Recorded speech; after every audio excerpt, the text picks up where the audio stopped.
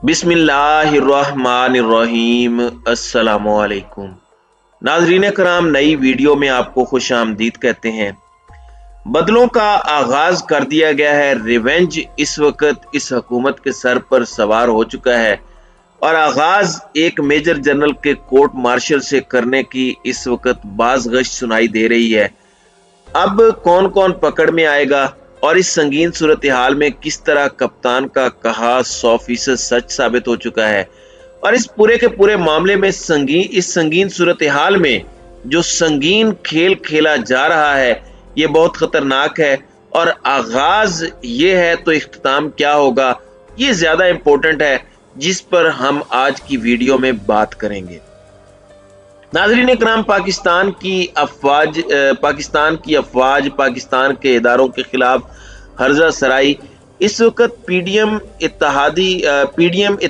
हुकूमती इत्तेहाद में मौजूद बहुत सी जमातों का खासा रहा है।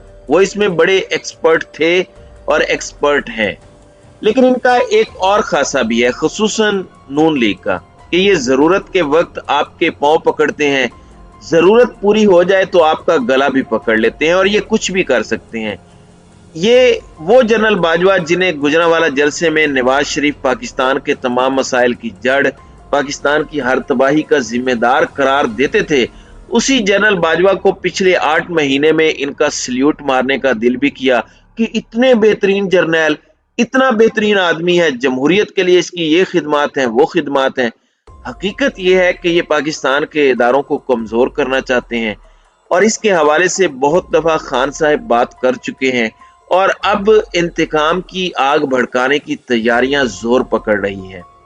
नाज़रीन इकराम, इमरान खान की गवर्नमेंट थी, 1 जुलाई 2019 का दिन था। मोटरवे पर जो मौजूदा वजीर दाखिला है, वफाकी वजीर दाखिला, और उस वक्त अपोजिशन में थे राना सनाउल्लाह, इन्हें गिरफ्तार किया गया एक मंशियात के केस में, नारकोटिक्स के केस में। ANF जो एंटी नारकोटिक्स फोर्स है उसने गिरफ्तार किया और इनसे 15 किलो हेरोइन, ये बहुत बड़ी मिकदार है, इनसे बरामद की गई।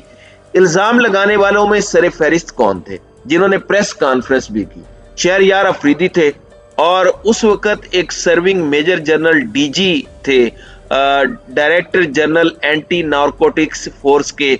इन दोनों ने एक प्रेस कॉन्फ्रेंस की और इन दोनों ने राना सनाउल्लाह के खिलाफ इस केस को कंफर्म किया। स्मगलिंग का केस भी लगाया, इंटरनेशनल स्मगलिंग के जो गिरोह हैं, जो नेटवर्क्स हैं, उनके साथ लिंकेजेस का भी बताया, वीडियोस, ऑडियोज और विटनेसेस का भी कहा गया कि वो मौजूद हैं।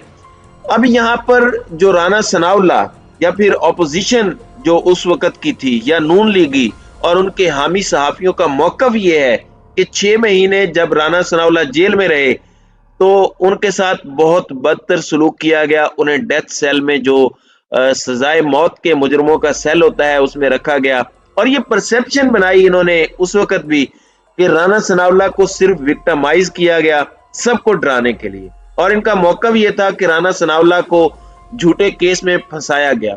वैसे मैं आपको ये बता दूं कि जिस जुर्म में राना सनाउल्लाह को गिरफ्तार किया गया उस जुर्म की सजा मौत है। ये जो मंशियात का खेल है, ये ऐसा खेल है जिसमें आप मौत बांट रहे होते हैं, तो फिर सजा के तौर पर भी मौत ही मिलती है। अब राना सनाउल्लाह को चूंकि एक सीरीज चल पड़ी है हमारे मुल्क में और एक फास्ट प्रोसेस के तहत बड़ी प्रीमियम सर्विसेज इंसाफ की मिल रही हैं। अब राना सनाउल्लाह ANF की कोर्ट से, जो इंसदादे मंशियात की अदालत है, उससे बरी हो गए हैं और वो AD असिस्टेंट डायरेक्टर जिन्होंने हेरोइन बरामद की थी वो मुकर गए। उन्होंने तरदीद कर दी कि ऐसा कुछ नहीं हुआ और मंशियात बरामद ही नहीं हुई। अब यहाँ पर ये जो जिम्मेदार करार देते हैं कि उस वक्त ये सब कुछ करने वाले कौन थे, अब ये कहते हैं कि एक तो इमरान खान थे, चूंकि उनकी गवर्नमेंट थी, फिर उस वक्त जो वजीर मुमलिकत थे, इस पूरे महकमे के इंचार्ज जो वजीर थे शहरयार अफरीदी, और DG NAF major general Arif.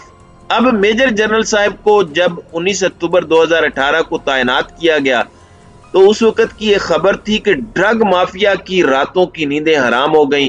وزیر اعظم عمران خان منشیات کے خاتمے کے لیے پاک فوج کے کس دبنگ ترین افسر کو میدان میں لے آئے، اور یہ میجر جنرل محمد عارف ہیں جنہیں اکتوبر 2018 میں ڈی جی ANF تعینات کیا گیا اور جولائی 2019 میں رانا ثناءاللہ گرفتار ہوئے. یہ جو میجر جنرل ہیں یہ اب ریٹائر ہو چکے ہیں. اب انصار عباسی پچھلے 8 مہینوں میں اداروں کے قاصد کے طور پر بھی بہت سی انہوں نے انٹرنل خبریں دی، اور ان کی خبریں بڑی امپورٹنٹ تھیں میرے لیے یہ سمجھنے کے لیے کہ اس وقت کی جو اسٹیبلشمنٹ تھی، جو اس وقت کی جو پچھلے 8 مہینوں کی تھی، وہ کیا سوچ رہی ہے اور کیا نہیں سوچ رہی، ان کا مزاج کیا ہے، کیونکہ ان کے سورسز بڑے قریبی تھے. اب یہ کہہ رہے ہیں کہ NDF ان ڈی جی صاحب جو ہے وہ اللہ سے، رانا ثناءاللہ سے اور قوم سے معافی مانگنی چاہیے. ویسے آپ کو میں یہ بتا دوں کہ ANF ایک سویلین ادارہ ہے، لیکن ایک ٹریڈیشن ہے کہ اس کا سربراہ ایک حاضر سروس 2 سٹار میجر جنرل ہوتا ہے. اب یہاں پر انصار عباسی نے اس پرسیپشن اور ڈیبیٹ کا آغاز کیا ہے کہ میجر جنرل صاحب کا کورٹ مارشل ہونا چاہیے. انہوں نے فوج کو بدنام کیا، انہوں نے وردی کو بدنام کیا، ان کے پینشنری بینیفٹس ختم ہونے چاہیے اور فوج کو بھی ان کے خلاف ایکشن لینا چاہیے. اب آگے ہوگا کیا؟ اب یہ تو آغاز ہے، اور اگر یہ پروسیس ہوتا ہے یا کسی بھی طرح کی کاروائی کا یہ ایک ریٹائرڈ سروس شخص کے خلاف آغاز کرتے ہیں، انتقام کی آگ بھڑکاتے ہیں، تو آگے کیا ہوگا؟ جنرل فیض حمید پر بھی انہیں آبجیکشن تھا.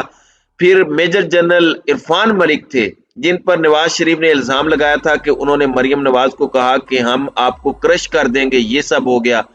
اس کے ساتھ ساتھ اگر پاسٹ کو دیکھا جائے، پاکستان مسلم لیگ نواز کے ماضی کو دیکھا جائے، تو انہوں نے پرویز مشرف کو بھی نہیں بخشا، جبکہ ان کو پتہ بھی تھا کہ فوج جنرل مشرف کے ساتھ ہے، اور بعد میں جنرل راحیل شریف کے کہنے پر انہوں نے مشرف کی جان چھوڑی اور مشرف کو باہر بھی جانے دیا. تو یہ ان کا خاصہ ہے.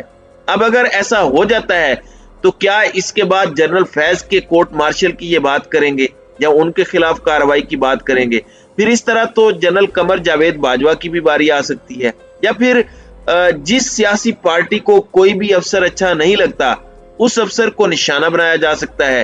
یہ چیز غلط ہے، یہ روش غلط ہے، اور میرا نہیں خیال کہ ادارہ اس چیز کو اتنا لائٹلی لے گا اور انتقامی کارروائیاں کرنے دے گا. Chairman NAB justice retired Javed Iqbal کی بھی باری آ سکتی ہے، تو یہ ایک نیا کٹا کھل جائے گا. اس میں کوئی شک نہیں کہ آپ کو ادارے میں چند لوگوں سے اختلاف ہو سکتا ہے، مثلا قوم اپنی فوج کے پیچھے کھڑی ہے، اپنی فوج سے محبت کرتی ہے یہ عوام، اس محبت کو کوئی ختم نہیں کر سکتا.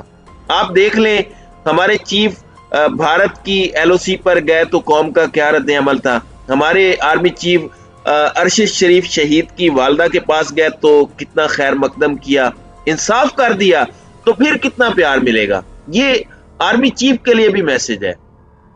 پھر کل کا افغانستان کا واقعہ آپ دیکھ لیں، ہم سب اپنی فوج کے پیچھے کھڑے ہیں، اس لیے پاکستان کی فوج کو یہ جو کمزور کرنے کی کوششیں ہیں، پاکستانی قوم کی جان پر یہ جو نئی یلغار کرنا چاہتے ہیں، اس کی جتنی مذمت کی جائے وہ کم ہے. عمران خان کا کہا ایک مرتبہ پھر سچ ثابت ہو رہا ہے، اور یہ چیزیں بڑی واضح ہو رہی ہیں، بڑی کرسٹل کلیئر ہو رہی ہیں، اور سب کو سمجھ آ رہی ہے کہ یہ کرنا کیا چاہتے ہیں. اور خان صاحب تو بہت عرصہ پہلے سے یہ بتا رہے تھے کہ اداروں کو کمزور کرنا ان کا سب سے بڑا ایجنڈا ہے. تو ناظرین کرام، آپ کی اس ویڈیو کے حوالے سے کیا رائے ہے؟ آپ اپنی رائے کا اظہار کامنٹ سیکشن میں ضرور کیجیے گا.